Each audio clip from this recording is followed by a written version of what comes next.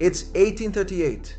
Cherokee families are being ripped from homes their ancestors built centuries before any European ever set foot in America. Children cry as soldiers burn their villages. Elderly people collapse from exhaustion on a 1,000-mile death march to nowhere. By the time it's over, at least 4,000 Cherokee people lay dead. Who ordered this? And how could something this criminal happen? From the very beginning, the Democratic Party wrapped itself in the language of the people. But what people? Certainly not Native Americans. For them, Democrats meant chains, hunger, broken promises, and death marches. Long before their war on Black Americans, long before their discrimination against Asians, the Democrats had already chosen their first victims, the native tribes who had lived on this land for thousands of years. This is not just history, but a wound that continues to bleed today.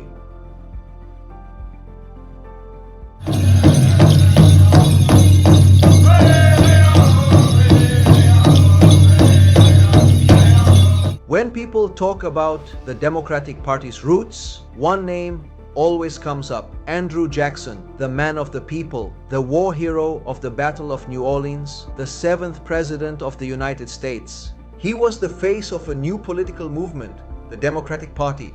But Jackson's people were never the Cherokee, the Creek, the Chickasaw, the Choctaw, or the Seminole. For Native Americans, Jackson was not a hero. He was their genocidal murderer and backstabber. Jackson built his fame by fighting native tribes, often pitting them against one another and then betraying all of them once his power was secure. He called himself a champion of the common man, but only if that man was white. As for native nations and peoples, they were merely obstacles, and obstacles were meant to be destroyed.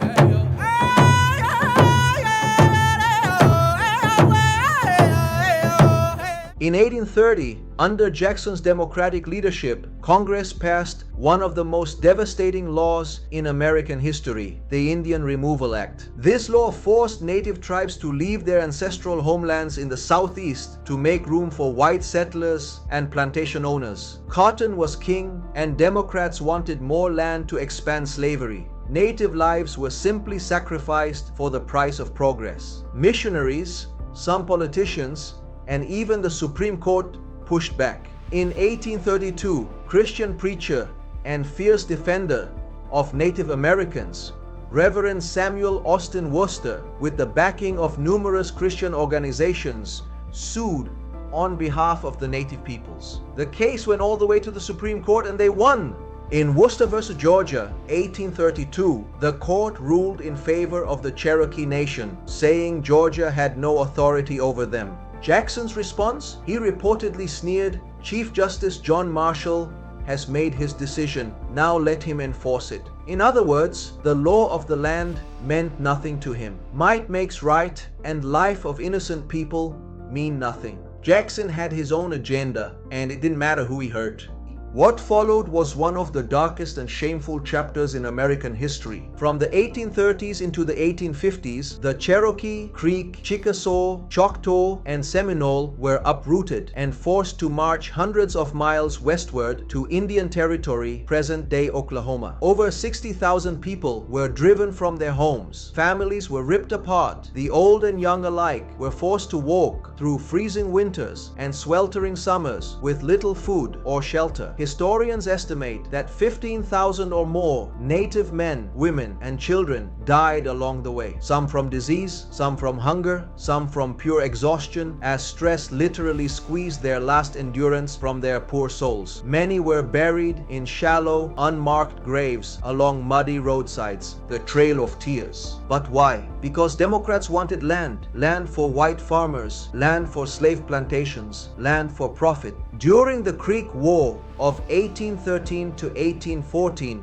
Jackson called on native tribes like the Cherokee and Choctaw to fight alongside him against the Creek Red Stick warriors. The Cherokee answered his call. They fought bravely. More than 500 Cherokee fighters stood with Jackson's army, believing their loyalty might finally secure peace and protection for their lands. When the fighting ended, they had helped Jackson achieve a decisive victory at Horseshoe Bend, Alabama, one of the bloodiest battles of the war. Without the crucial help of these brave Native American warriors, Jackson would not have prevailed against the Creeks. Unfortunately, their reward wasn't peace and protection, it was cold-blooded betrayal. Jackson's Treaty of Fort Jackson, 1814, forced the defeated Creeks to surrender over 22 million acres of land, territory that included parts of Cherokee and other allied nations' lands. The Cherokee expected gratitude. Instead, Jackson and his allies stole that land and opened it to white settlers and cotton plantations. The same president who once praised them as valuable friends and allies, later refused to protect them when Georgia seized their territory and drove them from their ancestral homeland.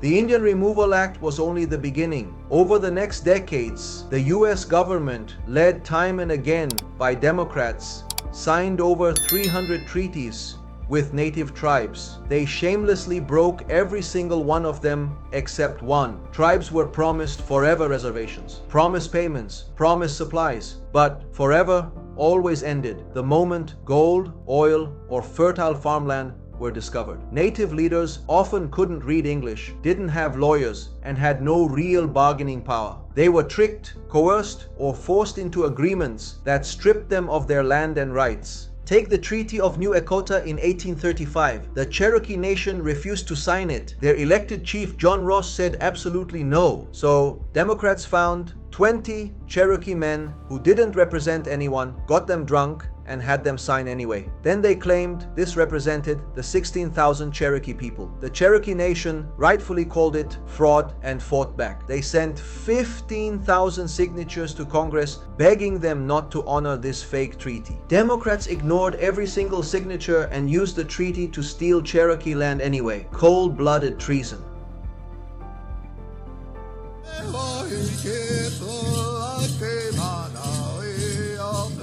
By the mid-1800s, Democrats had embraced the idea of manifest destiny, that America was destined to spread from coast to coast. But there was one problem: the millions of native people already living there. So the Democrats had two solutions: war and genocide. From the 1840s through the 1890s, conflict after conflict erupted. Tribes resisted, and the US military, under democratic jurisdiction, answered with brutal massacres. In the Sand Creek Massacre of 1864, over 200 Cheyenne and Arapaho, mostly women and children, were slaughtered on a cold morning. And nearly 300 Lakota Sioux men, women, and children were gunned down in the Wounded Knee Massacre of 1890. These were not battles, they were calculated exterminations, and Democrats excused it all in the name of progress.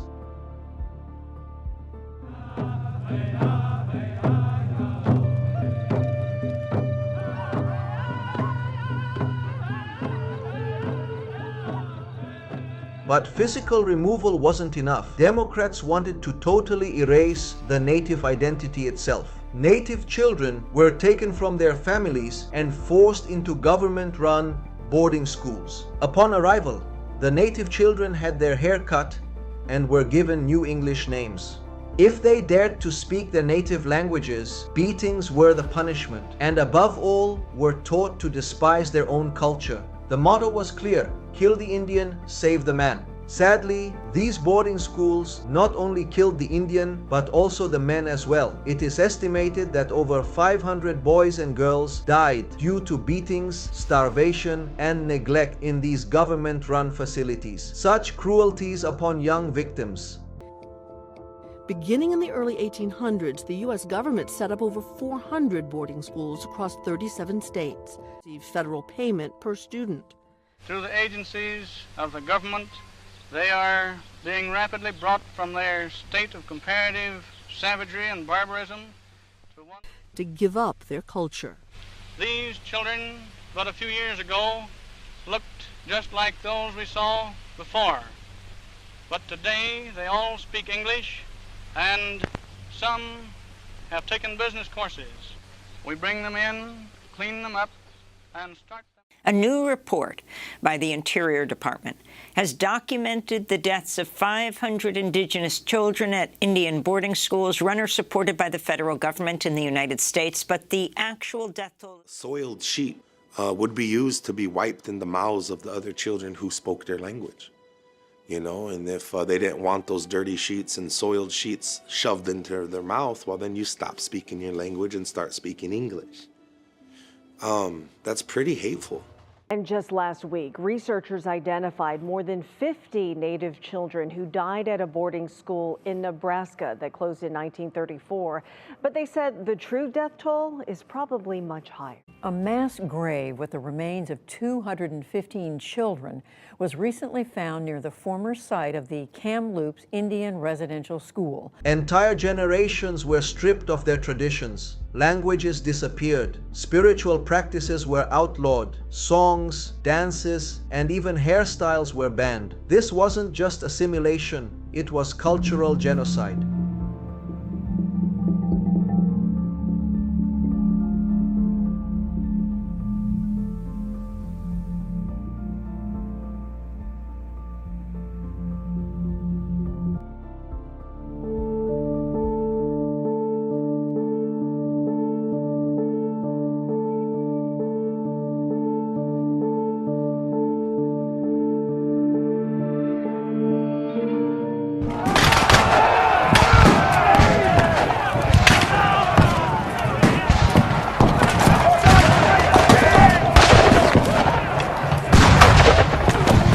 Every time valuable resources such as gold and oil were discovered on native lands, Democrats found a way to steal it. The Dawes Act of 1887 divided communal tribal lands into private plots, supposedly to help natives assimilate. But the excess land, tens of millions of acres to be exact, was all sold to white settlers. When oil was found in Oklahoma, when gold was found in the Black Hills, when fertile farmland was needed, treaties were shamelessly broken, and native people were painfully kicked out of those same land that the federal government promised them just years earlier. Again and again, the same sad theft of vast amounts of land and the same Native American victims.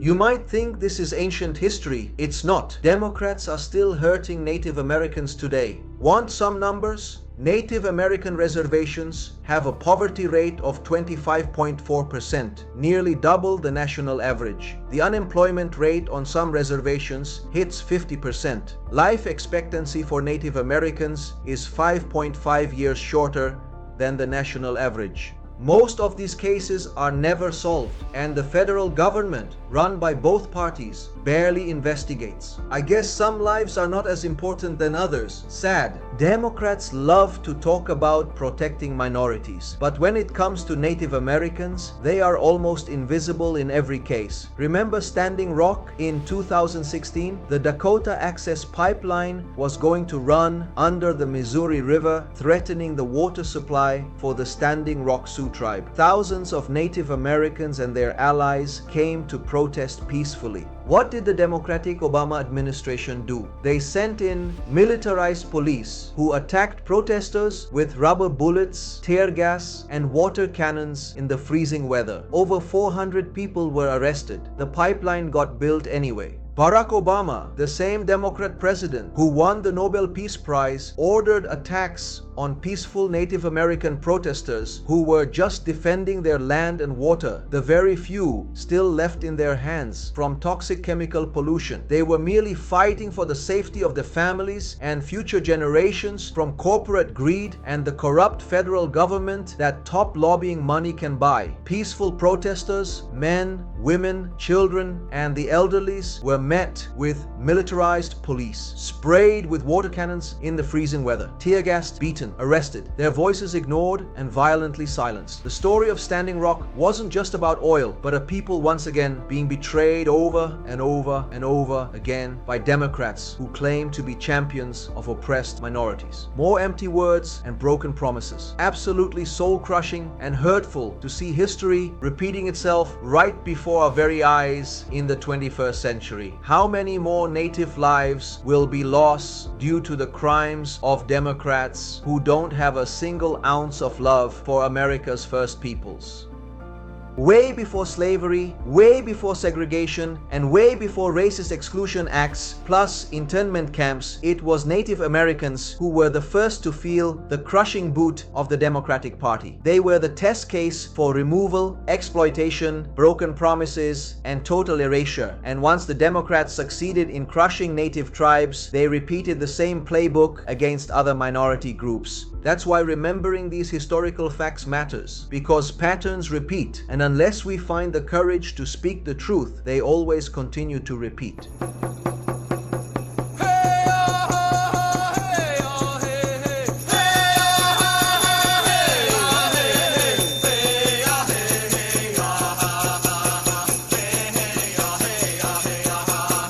History books barely whisper these truths. Classrooms skim over them. Politicians do their best to bury them, but the facts are there. Andrew Jackson, the founder of the Democratic Party, built his power on the suffering of Native Americans. His laws caused death, despair, and displacement. His legacy is still felt today in reservations, in their poverty, and in cultures forever lost. So what do we do with this knowledge? First, we must educate not only Native Americans, but everyone about the enormous crimes the Democrats have been committing against America's first peoples the past 150 years and continue to do so today. Show all your family members, friends, co-workers, neighbors, and associates what I painstakingly researched and presented in this video. Organize local community action meetings to raise awareness of the dangers of big government and figure out ways to fight for justice to protect our loved ones,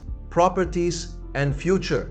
Wake them up to all the crimes the Democrats have been trying their best to hide. Native Americans were the first victims of democratic supremacy, followed by Black Americans and Asian Americans. Who will be next? You, me, all of us. Any one of us can be future victims of corrupt big government. This has been happening for the past 175 years, and it continues to happen to this very day as Native Americans constantly have to fight for the survival of their people. Go and see the first part of this series, where we uncover the Democrats' injustices against Black Americans, and part 2, where we revealed their crimes against Asian Americans. Because when you see all 3 videos, the picture becomes clear. This isn't a mistake, it's a pattern, and it's not over. In part 4, we'll keep digging. More crimes, more betrayals, more truths that were never meant to be told. That's right, these are the truths that the Democrats do not want anyone to know about. That's why we must never remain quiet. We must share and talk about these stories with everyone we know. Also, ask your teachers, friends, and family these questions. Why don't schools and universities teach this? Why we never see the newspapers, legacy news channels, and radio shows talk about these hideous crimes of the Democrat Party? And more importantly, how can we bring up these dangerous truths so everyone can know about them? We can begin by sharing the facts in my videos, because the truth is the only weapon strong enough to stop lies and injustices. Be courageous and bold. Share all the facts that I presented in my videos for everyone you know. From there, we will organize our plan of attack. So let's get going. May God bless us in our noble cause for a better world and future. Amen.